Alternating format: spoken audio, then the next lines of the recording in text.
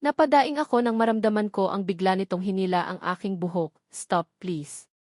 Hirap na hirap ngunit nagmamakaawa pa rin ako.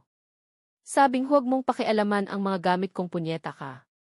Kitang-kita ko ang pamumula ng kanyang mga mata at kung paano bumabakat ang mga ugat sa kanyang liig gawa ng galit. Lalong lumakas ang pagliyak ko nang mas hinigpitan niya ang paghawak sa buhok ko, kasabay ang pagsampal nito sa mukha ko. I am sorry, please. Stop. I stopped when he aggressively pulled in my hair and so was forced to face him with a crying face.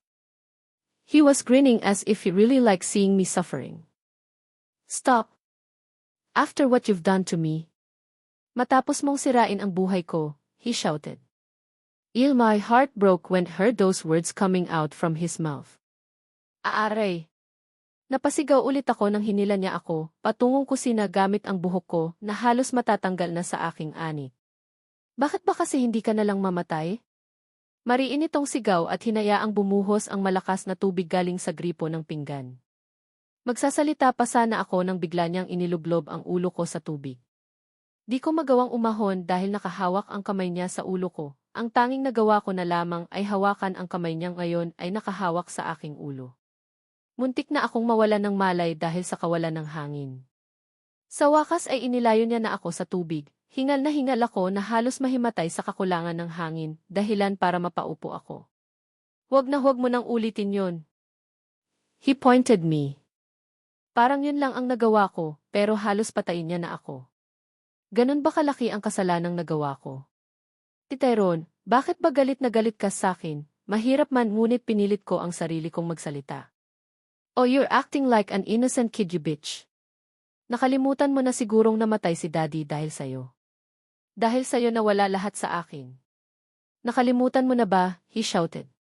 Nakakatakot siya. Hindi siya ang Tyrone na nakilala ko.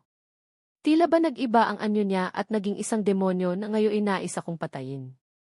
Naluha naman ako, hindi ko intensyong. But then he slapped me so hard.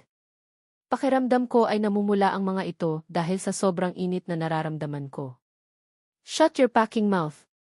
He shouted angrily, napatahimik na lang ako at pinilit ang sariling hindi umalinggaw ang pag-iyak sa loob ng bahay. I need you that time samantal tapos makikita lang pala kitang nakikipaglandian. Anong gagawin niyo kapag hindi ko naisipang puntahan ko doon? Siguro sarap na sarap kanal papatawarin na sana kita sa mga oras na iyon, but look what you did. Nangangati ka na ba noon? Ikaw mismo ang gumawa ng paraan para makasal sa akin, pero nagawa mo pa rin yun. Nakakadiri ka. Sumigaw ito, ngunit ramdam ko ang hinanakit sa boses nito. I have to do this, dahan-dahan akong tumayo habang nakayuko. I'm sorry minahal kita. I said. I'm sorry nagpakasal tayo. I continued. I'm sorry kung dumaan ako sa buhay mo. I'm so sorry kung masyado akong desperada sa pagmamahal at atensyon mo. I'm sorry I was born to love you. I said and let my tears hour.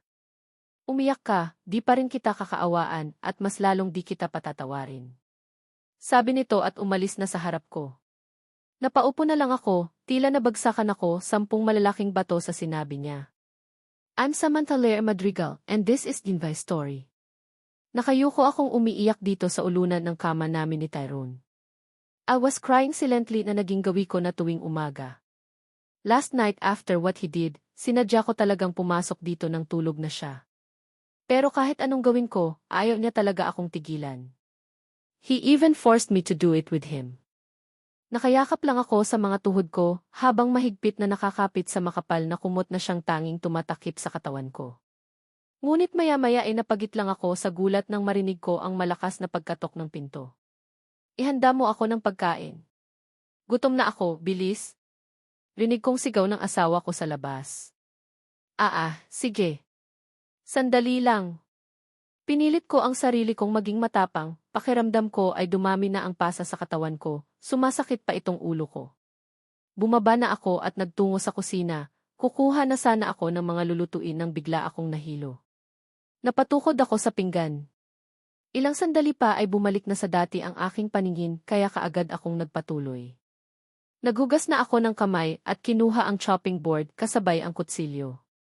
I started chopping the onions and garlic. Magluluto ako ng adobo kasi isa ito sa pinakapaborito ni Tyrone na ulam. High school pa lang kasi ay sobrang crush ko na siya. Kaya pati ang paglalagay ng sulat sa locker nito ay nakagawian ko na noon. Hindi niya pa ako kilala, not until we turned college. Where everything started. Where din the feelings for him deepened that I started to do some desperate things that made him marry me. Naiiyak na naman ako. Dumagdag pa tong sibuyas na ito. Nakalimutan kong basain ito bago hiwain dahil sa sobrang pagkabalisa ko. I was about to put this on table, pero biglang sumakit ang ulo ko. Mahina akong napadaing. Hindi ko na lubos maintindihan ang sarili ko. Gusto kong pagalitan ang katawan ko dahil sa lahat ng oras, bakit ngayon pa na sobrang init ng ulo ng asawa ko? Hindi ko na malayang natumba pala ako at tiya. Napadaing na lang ako nang maramdaman ko ang isang matulis na bagay sa kaliwang hintuturo ko. I covered my mouth to prevent myself from sobbing. I hurriedly ran towards the sink and washed my hands. I can't bear seeing my own hands bleeding. Maya-maya pa'y unti-unting bumagsak ang aking katawan sa sahig. Hanggang kailan pa ba ako magtitiis nito? Pwede bang maging masaya na naman? Pwede bang patawarin niya na lang ako? What happened? In my head automatically moved to see where the voice came from. You need to do this or else, mas lalo pang lalala ang galit niya sa'yo, Sam. Inside that thought, I forced to flash him a smile and stood up. I'm okay, nadulas lang ako. I forced to laugh, baka kasi sabihin ulit niyang di siya naaawa sa'kin. What happened to your hand? He remained his gaze on my left hand, but then I'm too late to realize, malaki ang sugat na ito. Tumulo pa ang dugong nang gagaling dito kahit na hinugasan ko na ito. Oh, sorry ako na maglilinis. I'm acting like everything is alright, where in fact it's really not. I'm really not. Okay. He coldly said at tumalikod na at naglakad na pabalik sa sala. Alam mo kung anong mas masakit sa sugat ko? Walang iba kundi ang puso ko. Akala ko pa naman lalapit siya sa akin at gagamutin ang sugat ko, pero hindi, umasa na naman ako. Bagsak balikat akong naglakad, at nilinis lahat ng kalat na ginawa ko, matapos ay hinugasan at tinakpan ko gamit ang panyo ko ang sugat na ito. Nagpatuloy ako sa ginagawa ko, binilisan ko ang pagluto, hindi na masyadong masakit ang ulo ko kaya can handle myself already. Nang matapos ko nang lutuin ang adobo, nilagay ko ito sa isang lalagyan at inihanda na sa lamesa. Tyrone, kain ka na, mahinang sabi ko. Tumayo ito at walang ganang naglakad patungong hapagkainan. Umupo ito, kaya sumunod na ako, umupo ako kaharap niya. Napansin ko namang, pasimple nitong tinitingnan ang kamay kong may sugat. Ilang sandali pa ay nagsimula na itong magsandok ng ulam sa kanyang plato, sumunod naman ako dito. I am about to get my fork but then he stared at me. What do you think you're doing? He coldly said. Eating. Kalan pa kumapalyang mukha mo at nagawa mo pang sumabay kumain sa akin. His words hits me to realization. I almost forgot. He does not want me to eat with him. Ayoko namang tumigil siya sa pagkain kaya't nakayuko akong tumayo galing sa inuupuan ko at naiiyak na tumungo sa kwarto namin. Ayokong matulad na naman noon na dahil sa ginawa ko, nawalan siya ng gana at tinapon sa basurahan ang mga niluto kong pagkain. Napahinga na lang ako ng malalim, tumungo ako sa closet kumuha ako ng damit at tuwalya ko, maliligo muna ako. Pakiramdam ko ang dumi-dumi ko na. For Pete's sake, he treated me as a prostitute. Their own husband treated me as a freaking prostitute. I entered the comfort room. I stopped and gazed at myself in the mirror in front of me. Tinitigan ko ang sarili kong refleksyon. Di ko na malayang tumulo na pala ang luha ko habang hinahawakan ko ang mga pasa sa mukha ko. Napansin ko rin ang pagbagsak ng katawan ko. This is not you, Samantha. Parang baliw na kinausap ko ang sarili ko. Napailing na lang ako sa naisip ko, nagpatuloy na ako at nagsimula ng hubarin ang mga saplot ko, napatingin ako sa tiyan ko.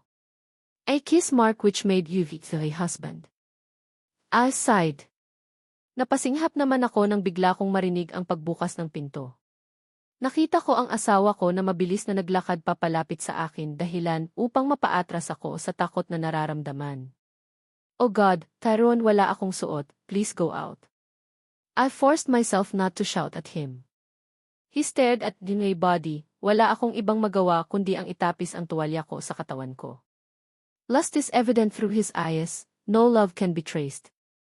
He, again, took a step towards me. I managed to step backward. Please, not now. Please, Tyrone. I'm begging you, not now.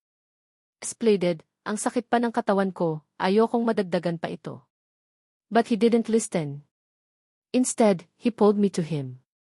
Mapusok nitong inangkin ang aking mga labi.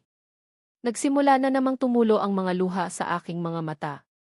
Maya-maya, napansin kong bumaba ang mga halik nito, hinalikan nito ang leg ko dahilan upang tuluyang lumabas ang ungol sa bibig ko. I don't want this. My body is still itching after what happened last night. Wag. Please. Tigil, walang silbi ang pagmamakaawa ko dito. He continued kissing in neck. Malakas nitong minasahe ang aking mga dibdib, ngayon ko lang na namalaya na itinapon niya pala ang tawel ko sa gilid. Napasinghap ako nang hawakan nito ang klitoris ko. I tried to push him but really can't, masyado siyang malakas. Ayoko sa paraan ng ginagawa niya, I can't do anything to stop him. Alam kong sa pilitan lang ang nangyayari ngayon, ngunit unti-unti kong naramdaman ang pagsuko ng katawan ko nang ilipat nito ang kanyang mga labi sa aking dibdib. Please, ang kanina'y malakas kong sigaw ay bigla na lamang naging isang ungol dahil sa ginagawa niya ngayon. The eyes automatically shuts down and my bare hands travels to his neck. I heard his moans. Binalik ulit nito ang kanyang mga labi sa mukha ko upang angkinin ulit ang aking mga labi na ngayon ay bahagyang nakaawang na. I moaned as felt his 2 fingers entered the pill without any hesitations. He played with it. Is your wetness, he cursed. Ilang sandali pa ay napahagulgol na ako nang mabilis nitong inilabas-masok ang mga daliring iyon sa aking pagkababae. Naghalo ang sakit at kalugod sa aking katawan. Ngunit mas nananaig pa rin ang sakit at hapdi sa aking pagkababae. Para iyong malaking sugat na pinaglalaruan. He didn't listen. He continued playing with every wetness. Ilang sandali pa ay naramdaman ko ang tuluyang pagsikip ng aking kalooban at panginginig ng aking katawan. I heard him cursed. As opened in the eyes, I saw him licking his own fingers while his eyes were both shut. Tila ba nasarapan ito sa kinain? I flinched when realization hits me. It was the orgasm he kept on licking. You taste so good. Now hurry up and we'll continue this. He commanded as he turned his back on me. Naglakad na ito palabas ng banyo. Nagitla pa ako na malakas nitong sinara ang pinto. Kinuha ko ang tuwalya ko at itinago ang katawan ko dito, napaiyak na lamang ako sa gilid. Pilit na kinakalimutan ang pangyayaring iyon. Kakatapos ko lang maligo, nagbihis agad ako baka kasi bigla-bigla na namang pumasok si Tyrone, katulad na lamang ng nangyari kanina. Dahan-dahan kong binuksan ang pinto ng kwarto namin, sumilip muna ako bago tuluyang lumabas. Mabuti na lamang at hindi siya talaga naghintay dito katulad ng sinabi niya kanina. Nang makalabas na ako ng tuluyan, hinanap kaagad ng mga mata ko si Tyrone. Where did he go? Nagalit kaya siya kasi pinatigil ko siya kanina o nainis siya nang marinig niya ang pag-iyak ko? Tisay! Tawag ko dito. Pumunta ako sa likod ng bahay. Dito kasi siya tumatambay kapag may problema siya o kaya ilulubog niya ang sarili niya sa pool, iyon ang napansin ko kapag galit siya sa akin. Ngunit, hindi ko ito mahagilap ni anino man lang niya. Tyrone, tawag ko ulit dito.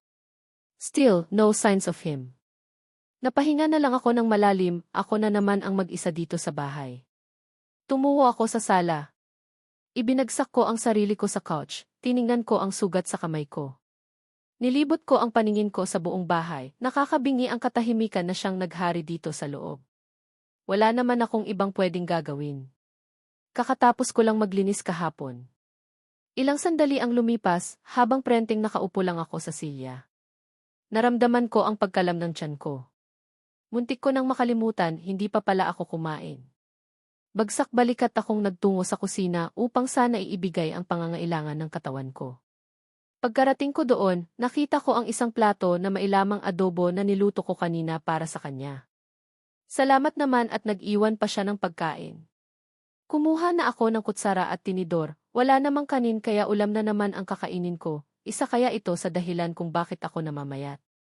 Habang kumakain ako, di ko mapigilang isipin ang mga nangyari bago nagalit sa akin si Tyrone.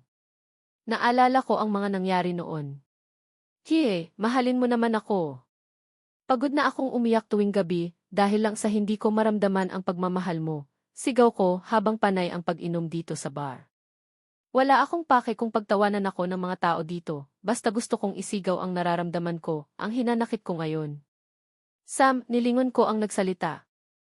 Oh, ikaw pala, Alexei, wala sa sariling sigaw ko dito at pinunasan ang luha sa mga mata ko. Are you alright? Hindi. Totally not, sigaw ko. As can't control myself anymore, para na akong baliw dito. Really? He asked. Si Tyrone kasi. Di pa din ako mahal. Sigaw ko pa at uminom ulit. Hey, stop that. Alex tried to get in my glass, but didn't let him, instead pulled it away from him. Lasing ka na, Sam, mahinahon itong sabi. Pakialam mo ba, Alex, inis kong sigaw. Look, bakit ba kasi di mo na lang siya iwan? Sam, he doesn't deserve you. Huwag mong sayangin ang sarili mo para lang sa isang tulad niya, sabi nito, napatitig na lang ako kay Alex. Nga, pero kasi may kasalanan din naman ako. Unang-una pinilit ko siya sa kasalang ito. Kaya hindi ko siya masisisi. Ihahatid na kita, di ka agad nakapagsalita si Alex nang bigla ko itong halikan. Ang tanging naalala ko na lang ay dinala niya ako sa kung saan. Hindi ko na maalala kung paano kami nakarating sa silid na ito. Di ko alam kung dahil ba ito sa alak o si Tyrone nga ba talaga ang nakikita ko.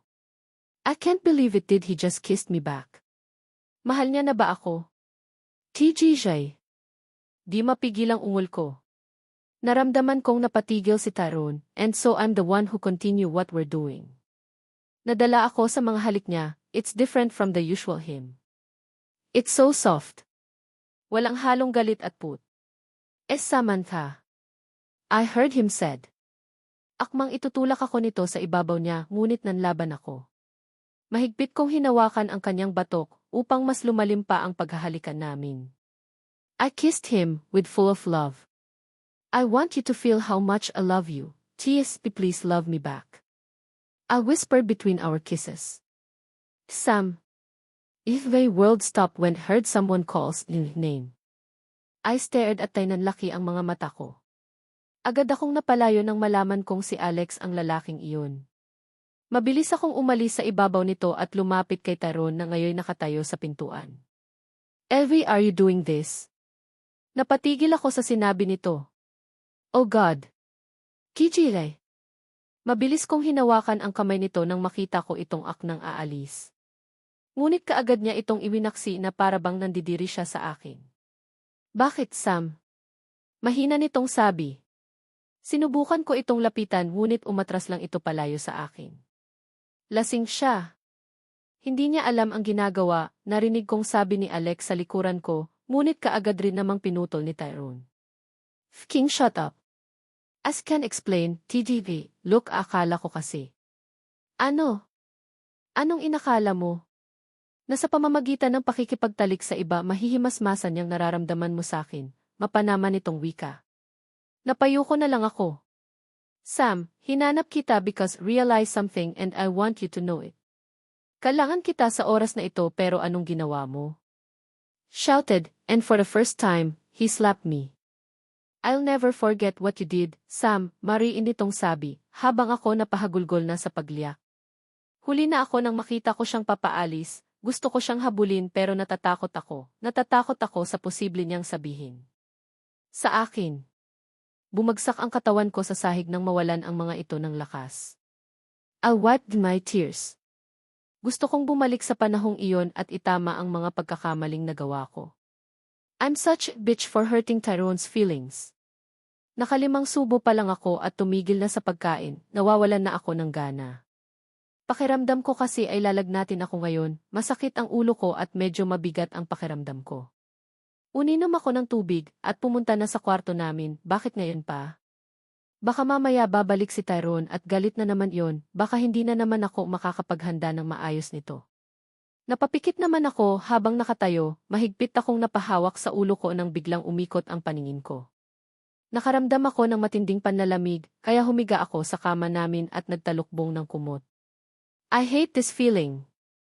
I badly need someone to be with me. I need my mom. I can't get the phone. Sobrang nilalamig ako at nahihilo pa. TJ. Tilay, I need you. I can't call mom, nasa trabaho pa iyon sa ganitong oras. Wala man lang akong magawa dahil hindi kaya ng aking katawan. Gusto kong kumuha ng gamot na malinom ngunit hindi ko kinaya. Maya-maya ay nakaramdam ako ng pagbigat ng aking mga talukap, imbes na labanan.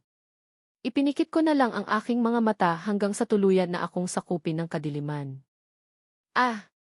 Naalimpungatan ako nang marinig ko ang isang malakas na suntok sa pinto ng kwarto namin ni Tyrone. Samantha!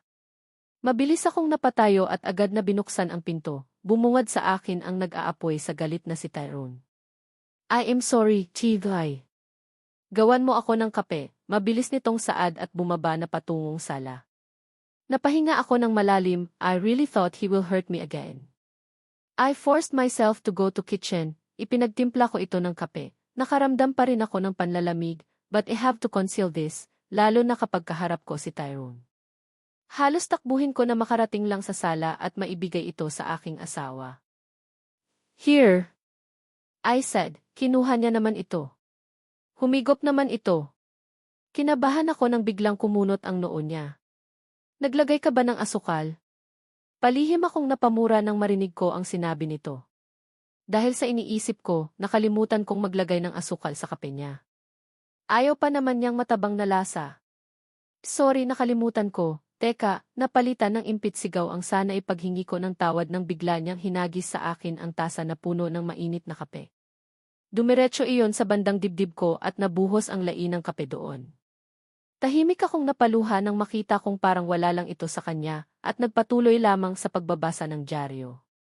Magtimpla ka ng bago, linisin mo yan, utos pa nito habang nakatuon ang atensyon sa binabasa. Agad kong pinunasan ang luha sa mga mata ko, nanginginig ang mga kamay ko. Mabilis akong naglakad, kukuha sana ako ng panlinis ng aking katawan nang makaramdam ako ng pagkahilo. Wala na akong ibang naalala, kundi ang malakas na pagbagsak ko sa sahig. Tuluyan na akong nilamon ng kadiliman. What happened to Jin'ay Princess? She's fine, Eduardo, buti na lang at tumawag si Tyrone, kahit busy siya na alagaan niya pa rin ang asawa niya. Kumain na ba siya? No, she's still asleep, kanina pa simula noon ang dumating ako. Nagising ako nang marinig kong nag-uusap sina mommy at daddy. Kahit na inaantok pa ang diwa ko ay nagawa ko pa ring imulat ang mga mata ko dahil sa gulat. Mom, Dad. Balit po kayo nandito? I asked them while rubbing Divay eyes. Instead of answering Divay question, Mom hugged me. Thank God, you're alright, Divay baby. I'm okay, Mom. May trabaho pa po kayo pero inunan niyo pa rin ako. I tried to hide my emotions in front of them. Ayokong mag-alala sila. Mahal ka namin, baby. So bakit hindi ka namin unahin? Anak ka namin and we can't afford to lose you, honey. Mom said while caressing Div's cheek. She flashed me a sweet smile. Para itong sakit na nakakahawa at bigla na lang akong napangiti tulad ng ginagawa niya. Diva Mom is the sweetest woman have ever known in the entire life. I love them. Maya-maya ay tumayo na si Mommy upang sana ay makita ko si Daddy sa gilid nito, ngunit ganoon na lamang ang aking nararamdamang kaba nang mahuli ko itong nakatitig sa mukha ko na para bang may inoobserbahan.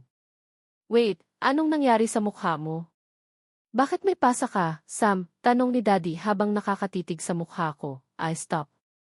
What should I do? Think, Samantha. Think.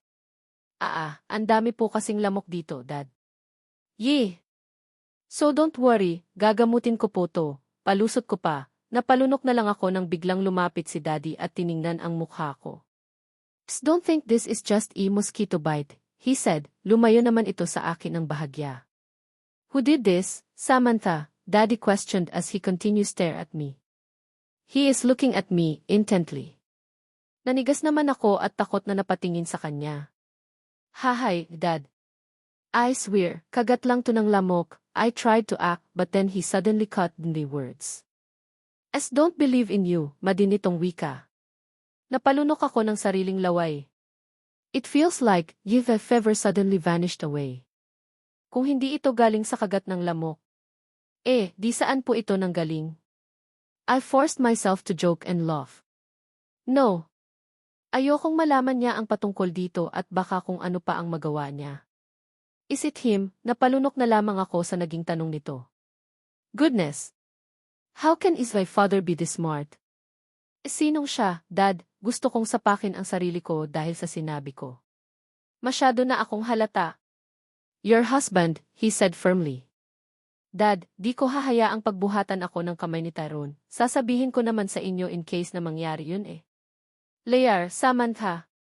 Kapag nalaman niyang nagsisinungaling ako, hindi ko alam kung anong mangyayari sa buhay ko. In my goodness, thankfully he did not see the other bruise here in the left arm. Lang segundo pa ako nitong tinitigan. Kaya tinitigan ko siya pabalik. I completely know his ways.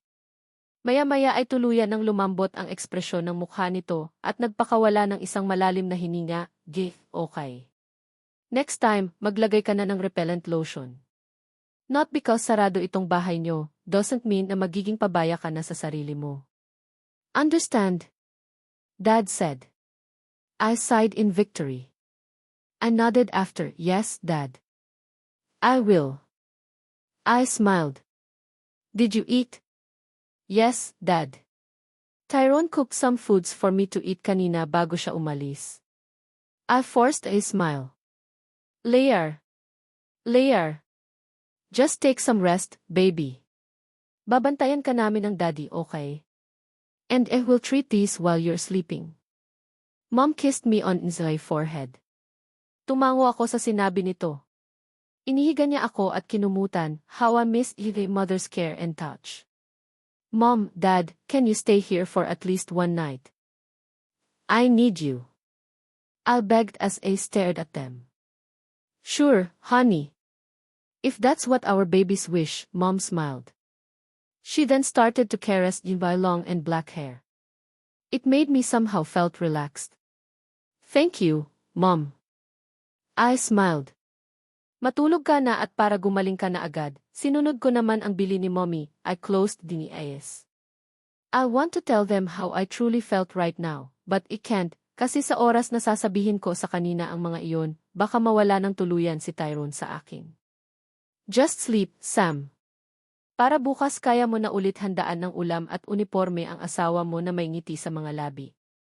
Makaraan ng ilang mga segundo, ay tuluyan na akong nilamon ng antok. I heard something outside our house. Dinilat ko ang mga mata ko, hinanap agad ng mga mata ko sina Mommy at Daddy, pero wala na, umalis na sila. Napatingin naman ako sa orasan 6:30 am na. I checked my temperature using the thermometer that Mom and Dad gave to me yesterday. Kahit papano nahimasmasa naman tong pakiramdam ko, thanks to Mom and Dad dahil sa alaga nila sa akin kagabi unti-unti na akong gumagaling. Nakarinig ako ng pagbukas ng pinto sa sala. Tyrone? Mabilis akong bumaba sa kama at lumabas agad ng kwarto. Almost forgot to prepare breakfast for him, baka magalit na naman siya. Masyado yatang napasarap ang tulog ko. Mabilis akong tumungo sa kusina at naghugas agad ng kamay, bubuksan ko sana ang fridge nang may biglang nagsalita sa aking likuran. What are you doing? A baritone voice made my heart pump abnormally. Oh, it's him, Levi Tyrone. Sorry, nakalimutan kong magluto ng makakain mo, nakayukong sabi ko. Narinig ko lang ang inis nitong pagsinghal. Maya-maya, naramdaman ko ang paglapit niya sa akin, kinabahan na naman ako. Humalukip-kip ako upang sana ay ihanda ang sarili ko sa posibleng pananakit niya. But then, I felt his hands on my forehead. Kumunot ang noo nito, you're still sick, nagulat naman ako sa sinabi niya. You have to rest, tipid nitong sabi. Nanatili pa rin akong nakayuko, trying to stop myself from smiling. He hates Levi's smile more than anything else. And I know it. And no, I can handle myself. I said rest. He shouted, napapitlag na lang ako sa sinabi niya. Para bang lalabas na ang buong kalamnan ko galing sa katawan ko, lalo na ang puso ko. Oo kay. Turn off the aircon. Malamig, he commanded. F don't know what to react, honestly. Matatakot ba ako o magiging masaya sa sinabi nito? But one thing's for sure. He's being concerned. And I love it, sana ganito na lang siya palagi. Tumango na lang ako at dali-daling tumungo sa kwarto namin, sinunod ang mga bilin niya at humiga na sa kama. Oh God! Kahit tipid ang pagkasabi niya, can feel how concerned he is. Please Lord, kahit ngayong araw lang. Nakahiga lang ako sa aming kama, di talaga ako makatulog.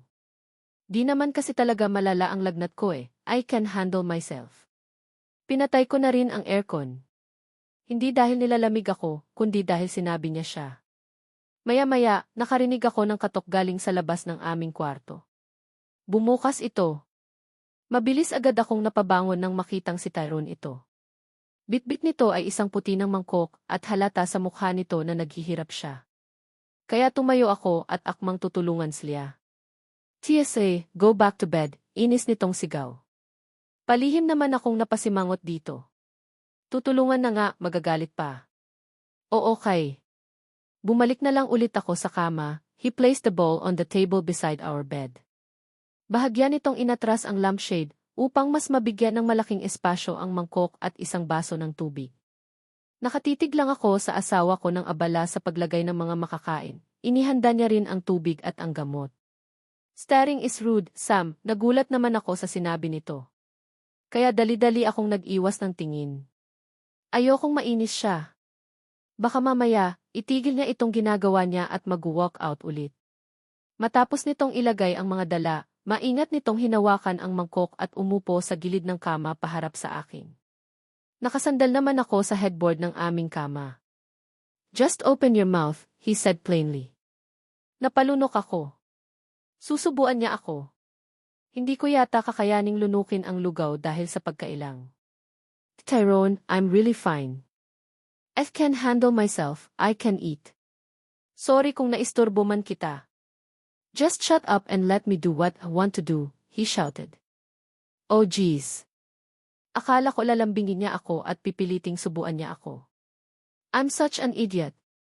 Tumango na lang ako at hinintay na lamang siyang subuan ako. Sobrang lapit ng mukha namin. And I can clearly see how his thick eyebrows met each other's. His sweat that already covered his handsome face. Ibinuka ko naman ang bibig ko nang nilapit niya na ang kutsara sa akin. Awi! Muntik ko nang mailuwa ang sopas buhat ng init na aking nararamdaman. Napahawak ako sa mga labi ko. Oo, sorry. Nakalimutan kong hipan. Natatawang sabi nito habang hawak-hawak ang likod ko, he handed me the cup of water. Ininom ko agad ito. But realization made me stop. Did he just said sorry? Did he just laughed? Oh, if my goodness. I'm the happiest woman alive. No, it's okay, nahihiya kong wika dito. Gusto ko mang sumigaw sa kilig ngunit di ko kaya. Nandyan siya sa tabi ko, baka mainis na naman ito. I love it when you laugh, Teeth, pwede bang ganyan ka na lang pipalagi? Muntik ko nang matampal ang aking bibig dahil sa sinabi ko. He stared me, napalunok naman ako. Sasaktan niya ba ulit ako? Sisigawan? I don't know, he just said. Tila nawalan ng lakas ang mga balikat ko at kusang bumagsak. I flashed him a bitter smile. He just stared at me. Pagkatapos ay sumandok na ulit siya gamit ang hawak na kutsara. This time hinipan niya na. I opened the mouth and there di na siya ganun kainit. Nalasahan ko na ang sopas and it tastes good. It's good, Tithay, ang sarap. I smiled at him. Ngumiti rin ito sa akin, isang tipid na ngiti lang, but still it made it a heart beats fast. He's like an angel whenever he smiles. Maya-maya ay naubos ko na ang sopas. Pagkatapos ay ipinainom niya sa akin ang gamot na dala niya at ipinahiga niya na ako sa kama. Titigay, thank you, nailang kong sabi. Salamat kasi, sa kabila ng mga nagawa ko sa'yo, inalagaan mo pa rin ako ngayon, nakangiting sabi ko. Tipid naman itong umiti sa akin, you're welcome. He simply replied and continued what he's doing. I really appreciate what he said, kahit na ang tipid lang ng mga ito. Di ko na malayang nakalabas na pala ito ng kwarto namin, napabuntong hininga na lamang ako at ipinikit ang aking mga mata upang magpahinga. Samantha! Sam, wake up! Naalimpungatan ako nang maramdaman ko ang bahagyang pagyubyug nito sa aking magkabilang balikat. Isang ungol lamang ang isinagot ko dito at humarap sa bandang gilid. Sam, his voice became serious unlike earlier. I immediately opened the eyes to see if he is really there. And there. Confirmed. I'm not dreaming. He is really here. Tyrone. I'm so sorry. It's okay, I just want to remind you that, we're going out, he stated, napabangon kaagad ako sa narinig. Really, natutuwa ng wika ko. Totoo ba talaga lahat ng ito? He nodded with a smile on his lips, if you're feeling well, but if it's not, it's fine. No, kakasabi ko nga lang kanina diba? Okay lang ako, mabilis kong sambit dito.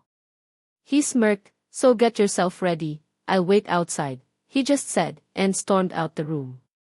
Ano bang nangyayari sa araw na ito? Kailangan na ba akong magkasakit araw-araw, maging mabait lang siya? Kasi kung gugustuhin ko ang ideya ng iyan.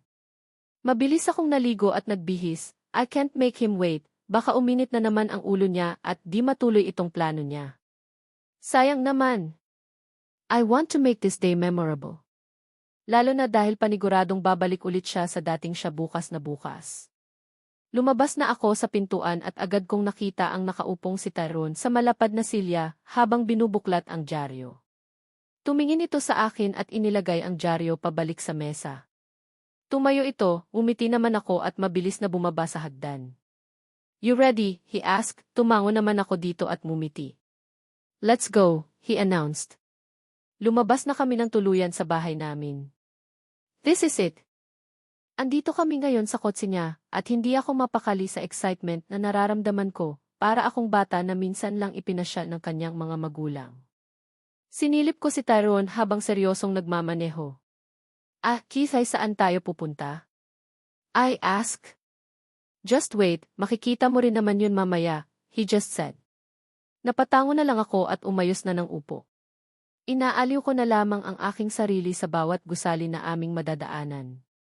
Namiss ko ang lumabas ng bahay. Tahimik lang kami sa buong biyahe, nakakabingi ang katahimikan. Hanggang sa tuluyan na naming natahak ang pupuntahan namin, na di naman ako sigurado kung ito na nga yun. Ito na ba, Ngisay? I asked. He just nodded at tipid ng umiti. Napatingin naman ako sa labas, tila nagningning ang mga mata ko sa nakita. Don't think beach tong pinuntahan namin, tahimik ang lugar at walang katao-tao. Ang gandang tingnan ang kulay asul na dagat dahil sa malalakas na alon na humahampas sa maputing buhangin. Lumabas naman ako ng kotse at dinama ang masarap at preskong hangin. Napapikit ako. Naramdaman ko naman ang presensya ni Tyrone sa aking likuran. We'll wait until the sun sets, he said. Let's spend this day together, he added. Napadilat naman ang mga mata ko at napatingin agad sa kanya. Can we? I asked, he nodded while staring at me. Can we act as a real husband and wife who loves each other for the meantime, Tyrone? I just asked while looking at him. Desperada? Kung yun man ang itatawag sa akin. Pero, masama bang maghangad ng kanyang pagmamahal kahit na imposibleng maiparamdam niya iyon sa akin?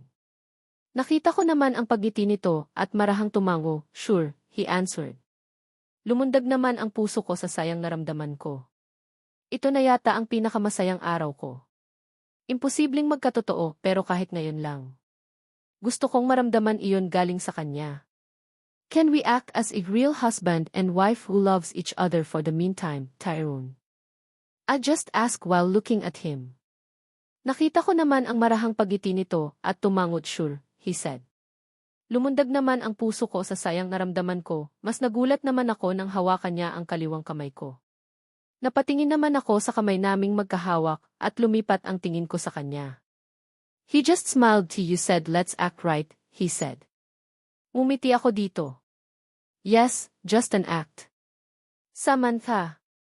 Napadilat naman ako ng mga mata ko, napatingin ako sa paligid ko.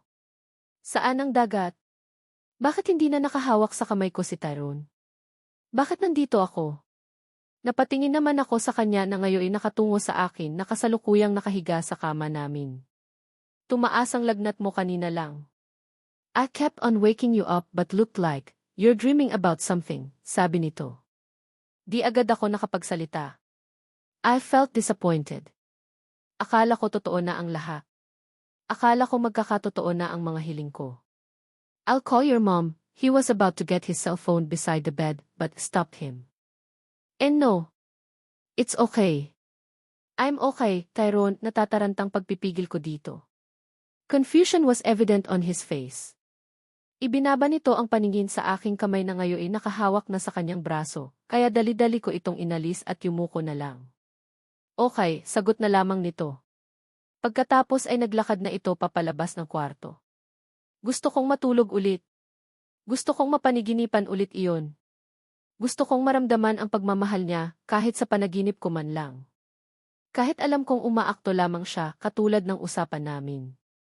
Hinawakan ko ang lieg at noo ko, mainit nga, pero hindi naman na masyado, siguro nga ay nadala ako masyado sa panaginip ko. Tumayo ako galing sa kama at lumabas ng kwarto. Dumiretso ako sa kusina kung saan nandoon ang aking asawa. Napansin ko ang pagtingin ni Tyrone sa akin, hinintay ko ang pagsigaw nito sa akin. Kakausapin ko sana siya, ngunit tila ba may nagpigil sa akin, kaya binilisan ko na lamang ang paglalakad ko, at hindi ko na malayang nasa likod bahay na pala ako. Wala na akong narinig na kahit anong pagsigaw o pagsasalita niya. I sighed. Napahinga ako ng maluwag, mabait ang asawa ko ngayon, kasi nga may sakit ako. Sana nga palagi na lang akong may sakit. Siguro sa ideya ng iyon, maramdaman ko ang pag-alaga niya sa akin bilang asawa ko. Umupo ako sa gilid ng pool, magandang tambayan dito lalo na kapag may problema ka. Parang baliw na nakatingin ako sa mga paa kong nakatampisaw sa tubig. Wala sa sariling humulma ang mapait na ngiti sa aking mga labi. It's cold here, Sam, narinig kong nagsalita si Tyrone sa likod ko. Nilingon ko ito at minisyan. Okay lang, sanay naman na ako sa malalamig, hibatid ko dito.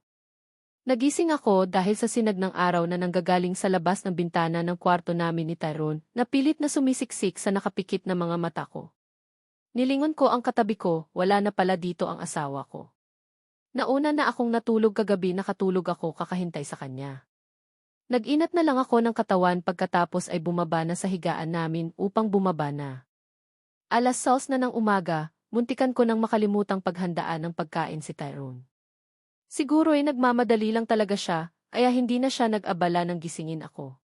Bumaba na agad ako at pumunta sa kusina. Ngunit may nakita akong isang sticky note na nakapaskil sa dining table, may katabi naman itong mga gamot. Kinuha ko ito at binasa. Maaga akong umalis, uuwi ako ng maaga mamaya. Drink your medicines. Sa'yo na lang iyang lulutuin mo. Just reminding. Wala sa sariling napangiti ako sa nabasa ko, kahit na note lang yun at di masyadong sweet, still kinilig pa rin ako. Kahit na wala nang nakalagay na pangalan ay kilalang-kilala ko pa rin ang sulat kamay nito. Naghanda na nga ako ng pagkain, isang scrambled egg lang saka naggisa din ako ng kanin. Mag-isa lang akong kumain ngunit mukha akong baliw kakangiti dito. Papaano ba kasi, hindi ko mapigilan na dala ako sa kilig ko kanina lang, ewan ko ba sobrang big deal iyon para sa akin. Samantala ng isang simpleng note lang naman iyon para kay Tyrone. Speaking of Tyrone. Saan nga pala siya pumunta? Sabado naman ngayon. Inis ko namang binatukan ang sarili ko nang may biglang sumagi sa isip ko, utak Sam. Siyempre sa kumpanya nila, mahinang saway ko na lang sa sarili ko. Maya-maya, habang nagpapatuloy ako sa aking pagkain. Bigla kong narinig ang ingay na sa pagkaalala ko'y ringtone ng cellphone ko na ngayon nasa sala. Kinain ko muna ang ulam na nasa kutsara ko bago tuluyang tumayo at pumunta sa sala upang sagutin ang tawag. Nagtungo ako sa sala at kinuha kaagad ang cellphone ko sa lamisita na nandoon. Tiningnan ko muna ang caller. Numero lang ang aking nakikita. Sa pagkakaalam ko di ako mahilig magbigay ng number sa iba, bali na lang kina mommy, daddy, at Tyrone bago pa kasi itong SIM card ko. Iwinaksi ko na lamang ang mga isiping lyon sa at pinindot na ang answer button. Hello, sino po sila, panguna ko. Hello, Sam. Isang pamilyar na boses ang bumungad sa akin galing sa kabilang linya. Sino to? Tanong ko na lamang dito. Tears-eye to guess, kumunot naman ang noo ko sa sinabi nito. Please, hindi ako nakikipaglokohan sa'yo. At isa pa, gutom ako. Saka, baka bigla-bigla nang dumating si Tyrone at marinig niya ako nang nakikipag-usap sa lalaki. Okay, alright. Si Alex to, sagot naman nito na kaagad na nagpatigil sa akin. Napansin yata nito nang natahimik ako. Hello, Samantha? Still there? Alex? Tanong ko. Yes, it's me, he replied. Nanlaki agad ang mga mata ko. Bakit napatawag ka? Saka, saan mo nakuha itong number ko? Sabi ko na lang. Nothing, na-miss lang kita. And about your phone number, I got it from tita, he answered. Base sa boses nito, nakikita ko ang imahe niya nang nakangiti sa isip ko. Ah, okay. Kailangan ko na nang putulin ito ng tawag, baka mahuli ako ni Tyrone. I'm talking to Alex for goodness sake. Sige na Alex, ibababa ko na ito. I'm about to end the call but then he interrupted me from talking. Wait, hindi mo man lang ba ako kukumustahin o sasabihang na-miss ako? Kahit iyan man lang, natatawang wika nito na para bang nadismaya sa inakto ko. Oh, sorry. Look, nagmamadali kasi ako Alex, Andito nga pala ako sa bahay nyo, can you come here, Sam, he said. Napalunok naman ako sa kaba. Oh what? I'm with your mom, wanna talk to her, he said. Sino yan, Alex? Si Sam po, tita. Can I talk to her? Sure po, here. Bahagya kong inilayo ang telepono sa taing ako nang makarinig ako ng nakakabingi ng ingay na gawa sa kabilang linya. Baby, Sam, napangiti ako nang marinig ko ulit ang boses ni Mommy. I missed her. Mommy, na-miss po kita. I smiled. Me too, baby, she replied. Baby, Alex is here, can you come and visit us? Junai mom requested. Yunbi eyes widen. Oh what? No, mom, you know that. Please, baby. Just this time, sabihan mo na lang si Tyrone. I know he would understand, she said. Mariin ako nang napapikit ng maalala ng. Wala palang kaalam-alam ang pamilya ko patungkol sa amin ng asawa ko. Napahinga naman ako ng malalim, Mom, pwede sa susunod na. Huwag na lang. Ramdam ko ang pagtatampo sa boses nito. Goodness! Mahirap pa namang suyuin si Mommy lalo na kapag nagtatampo ito. But really meant something more than that. Kahit na, mailagnat ka, di ba, he said. Please Tyrone, stop acting like you care for me. Baka aasa na naman ako na kahit sa panaginip ko, hinahawakan mo na ang mga kamay ko at inayaang tumabi sayo hanggang sa lumubog ang araw. Wala ka nang kailangang ipag-alala pa, magaling na ako. I just replied, naramdaman ko ang pag-upo niya sa tabi ko. Narinig ko ang pagbuntong hininga nito, wear this, nagulat ako sa biglaan nitong pagbigay ng jacket sa akin, napatitig ako sa bagay na iyon. Sa'yo to.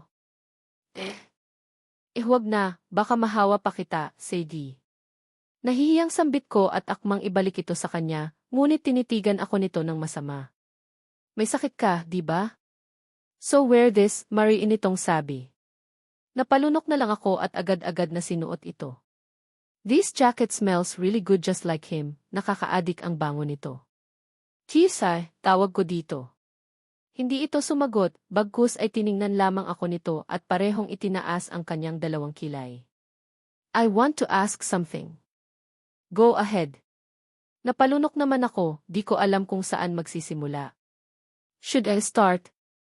Kailangan ko bang sabihin sa kanya ang mga ito? Paano kung magalit siya?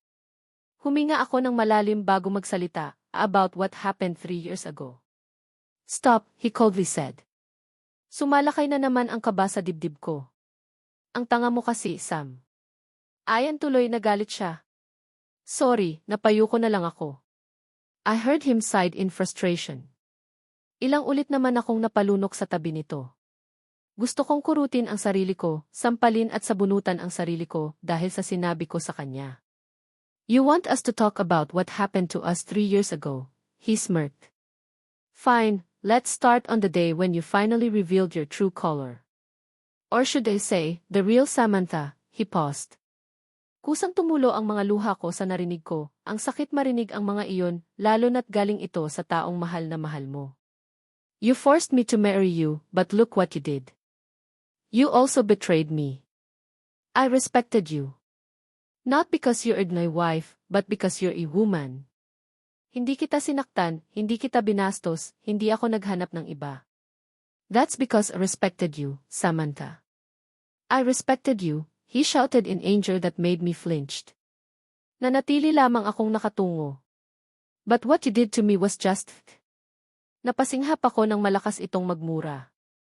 Ako sana iyon, ako sana ang sisira ng buhay mo kasi in the first place you ruined my life. You made my life a living hell, galit nitong sigaw sa akin. Tila piniga ang puso ko sa sinabi nito. Yes, I betrayed him. I forced him to marry me, pero ako pa rin itong naghanap ng iba. Pero hindi. Hindi ibig sabihin hindi ko siya mahal. I was just got controlled beside the alcohol, nawala na ako sa sarili ko na nagmamalikmata na ako. Okay na sana. I started to like you. Unti-unti ko nang nakalimutan ang mga kadesperadahang pinanggagawa mo, dahil unti-unti na rin akong nahuhulog sa patibong mo. To the point na kaya kitang labanan laban sa pamilya ko. I heard him chuckle bitterly. And there. You betrayed me. You are the reason my father died. You made me hate my own father for saying bad things about you. And I fell out of love. In my heart was covered with so much anger that you made. Kung kanina ay natawa pa ito. Ngayon ay tila ba nag-aalab na ito sa galit. Now, you have no right to accuse me anything. Ikaw ang nagtulak sa akin para gawin ang mga ito sa'yo. Yes, I hurt him. I made him hate me, despise and loathe me. I should be the one to be blamed. I made him that. Wala siyang kasalanan. I'm so sorry, Chigay, alam kong wala akong karapatang hingin ang kapatawaran mo. Napatigil ako sa pagsasalita nang makita ko ang nakamamatay nitong titig. Buti alam mo, pabarang nitong wika. Hindi naman ako kaagad nakapagsalita. Maya-maya ay nataranta ang buong sistema ko nang makita ko siyang tumayo sa tabi ko at nagsimula ng maglakad papalayo sa akin. But, promise to you. Babawi ako. Gagawin ko ang lahat, makabawi lang sa lahat ng mga kamali ang nagawa ko. Pahabol kong sabi, napansin ko namang ang pagtigil nito. It's up to you, pero ito lang ang masasabi ko. Hinding-hindi na babalik ang nararamdaman ko sa'yo dati, at sisiguraduhin ko rin yon. Sabi nito at nagpatuloy na sa paglakad hanggang sa makapasok na ng tuluyan sa bahay. Napapitlag ako ng pabagsak nitong isinara ang pinto doon. Napaiyak ako sa kadahilanang gusto ko nang mapagod kasi ako lang ang naghahanap ng paraan para sa aming dalawa. Pero hindi. Ako ang may gawa ng lahat ng ito. Kaya dapat lang siguro nang iparamdam niya ang mga ito sa akin bilang pabalik. Pinunasan ko agad ang mga luha sa mga mata ko. No, I won't give up. Not unless, both heart and mind will say so katawan lang ang napapagod sa akin, and that is not an acceptable reason for me to give up on him. And my love. I won't give up, Tyrone, bulong ko na lang. And Mom. I tried my very best to be sweet. Sa susunod na lang. Mommy naman ay hindi naman ito sumagot. Narinig ko na lamang ang pagbuntong hininga nito. Sige na po, pupunta ako dyan mamaya. Napangiwi ako sa sariling sinabi. Talaga? Yes po. Thank you, baby. I love you. We'll wait for you, alright, natutuwang sigaw nito. Isang tipid ng ngiti naman ang sumilay sa aking mga labi. Okay po, Mom. I love you too. Isang malalim na buntong hininga ang pinakawalan ko bago tuluyang tinapos ang tawag. Wala naman siguro ng masama kung bisitahin ko si Mommy sa bahay. Hindi naman siguro malalaman ng asawa ko, uuwi naman ako ng maaga. Mahigit 1 oras ang lumipas bago matapos ang tawag.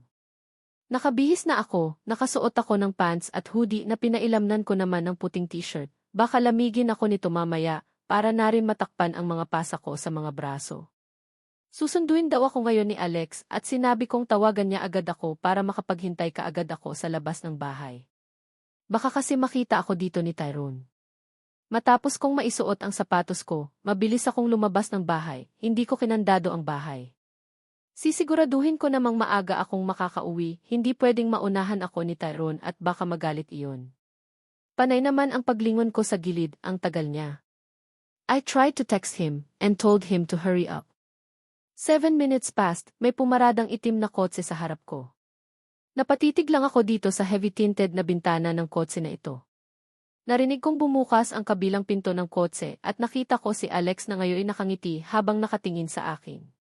Nang makita ko ang suot nito ng damit, doon ko napagtantong, malaki ang pinagbago ni Alex. Lumiko ito at naglakad papalapit sa aking direksyon. Nakapamiwang lang ako habang nakataas ang kaliwang kilay ko. I missed you, Sam. Umiling na lamang ako sa sinabi nito, tara na nga.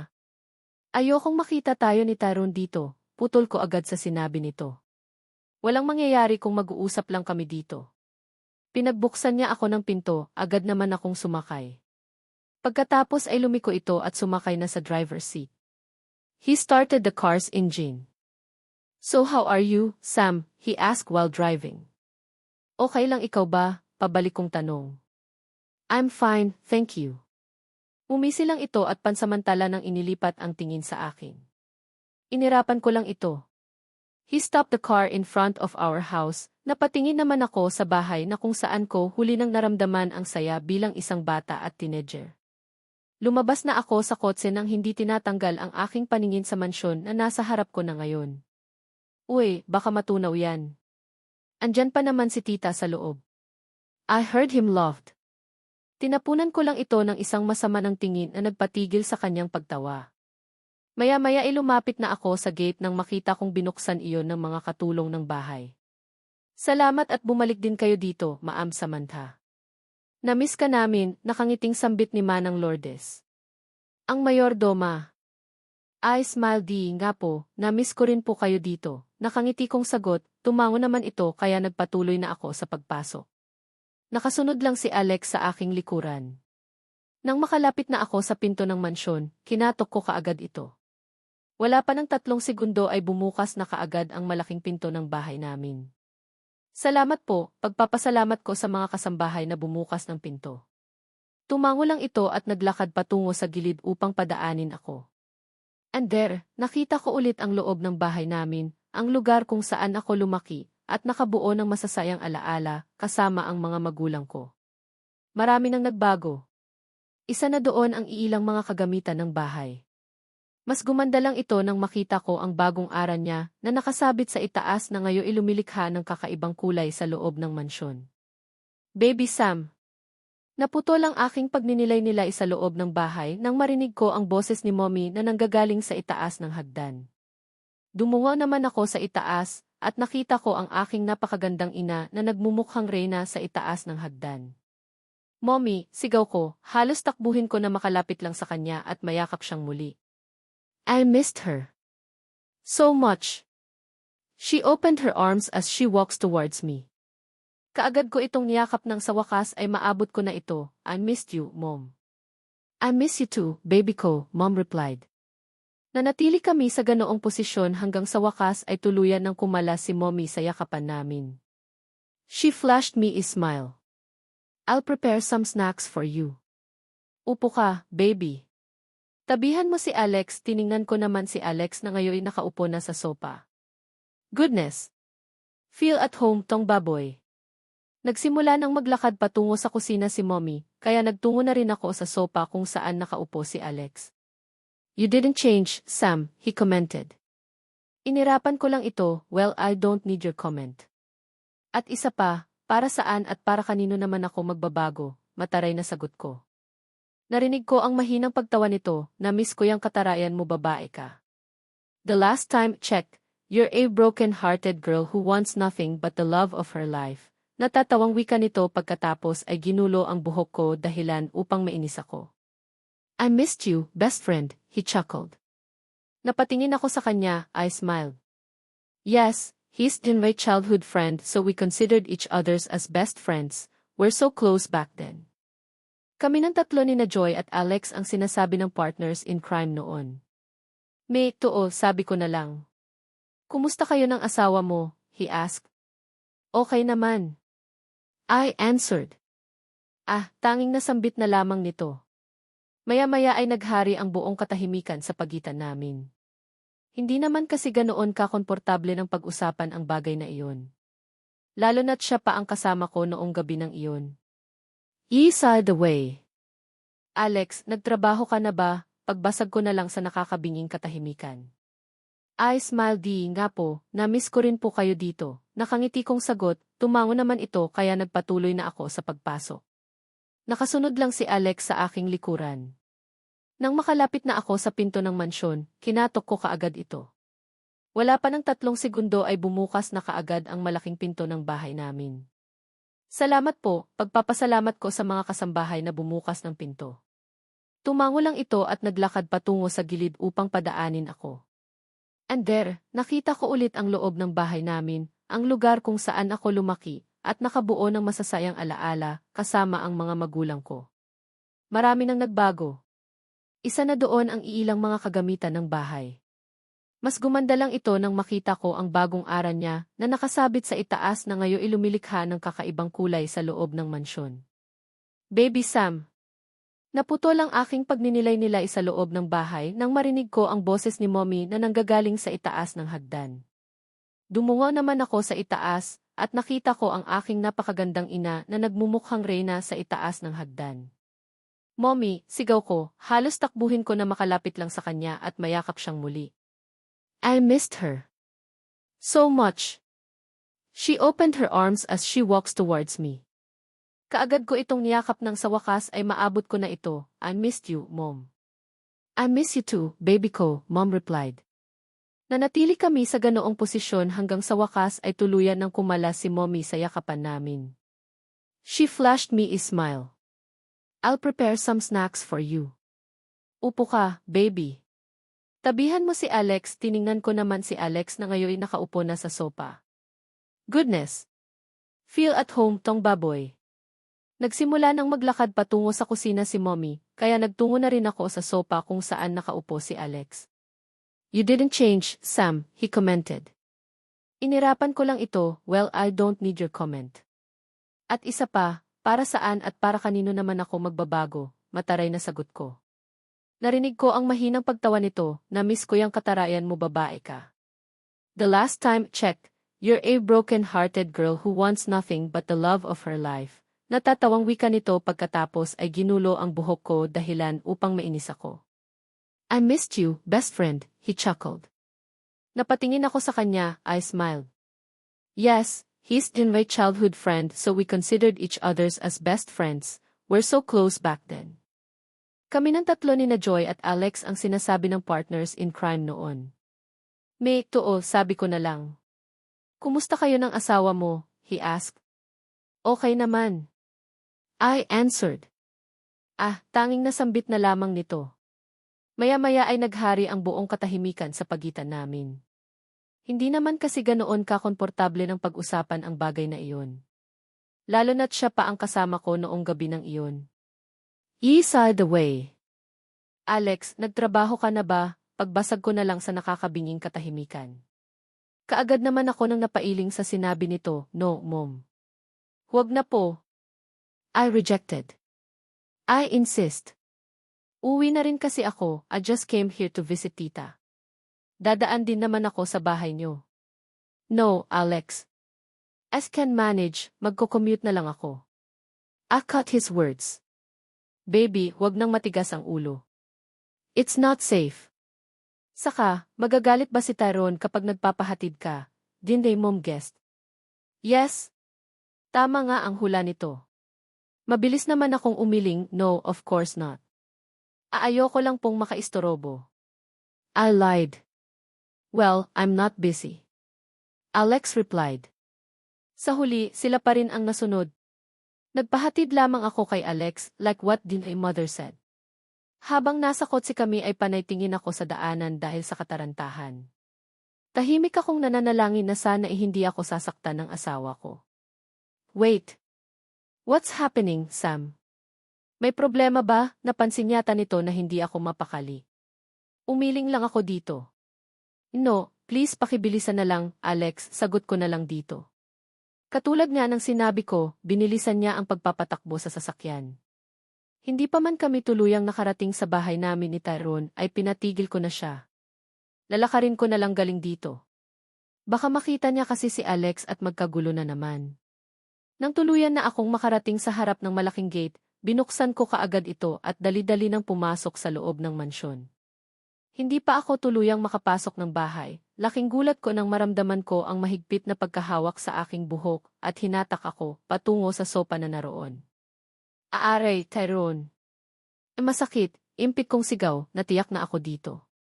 Pakiramdam ko ay matatanggal na sa aking anit ang mga buhok ko dahil sa sobrang lakas ng pagkakahatak niya. You deserve to be punished, bitch, he shouted angrily, napaiyak ako lalo sa narinig ko. I saw you with that guy. So, you're secretly seeing each other ah. Nagawa mo pang lumandi ng patago. Siguro katingkati ka na talaga, he shouted. Magsasalita pa sana ako, nang mauna nang dumapo ang mga palad nito sa aking kaliwang pisngi na tuluyang nagpaiyak sa akin. Malakas niya akong tinulak na sana ipabagsak sa sopa, ngunit bumagsak ang katawan ko sa sahig dahilan upang mapadaing ako sa sakit. Did I interrupted you? Are you two making fun of me? Namumula na naman ang mga mukha nito. Wala akong ibang magawa kundi ang gumapang paatras. No, Tyrone. I'll punish you, sigaw nito. With full of force, he gripped the left arm and pulled me up close to him. He started kissing me. Aggressively, pakiramdam ko mapupunit na ang labi ko sa diin ng pagkahalik niya. Minsan nito nang kinagat ang labi ko dahilan upang mapadaing ako. You want this right? I was crying, nagmakaawa ako pero parang hindi niya ako naririnig. Patuloy lang ito sa ginagawa, hindi ko na siya magawa ng pigilan at tila ba nag-iba ang Tyrone na nakagisnan ko. Tyrone, please stop.